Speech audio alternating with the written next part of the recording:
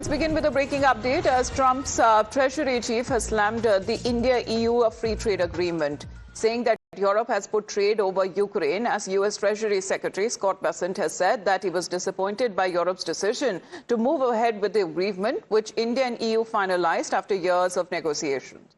As European Commission President who was in India has praised the Pact and has called it as a mother of all deals. However, the US Treasury Secretary has slammed Europe's newly concluded trade agreement with India, saying that the deal showed that European Union had prioritized commercial interests over the stated support for the people of Ukraine.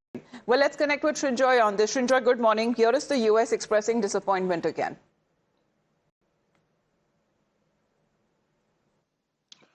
India is also disappointed, you would imagine, because it was generally expected that after the new American ambassador came in, and a man who is very close to the American president, Donald Trump, that things will improve. And the statements that would come out, that were coming out of Washington, D.C., would gradually come to an end. So this is unexpected, because you would have expected the American administration to actually be supportive of this. The first thing is, India currently is not buying very much Russian oil. It's come down to a trickle, if there is any purchase at all.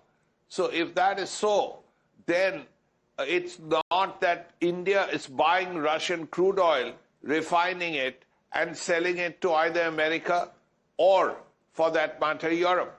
Because after the sanctions, after the US sanctions on two companies in Russia, India gradually stopped buying Russian oil.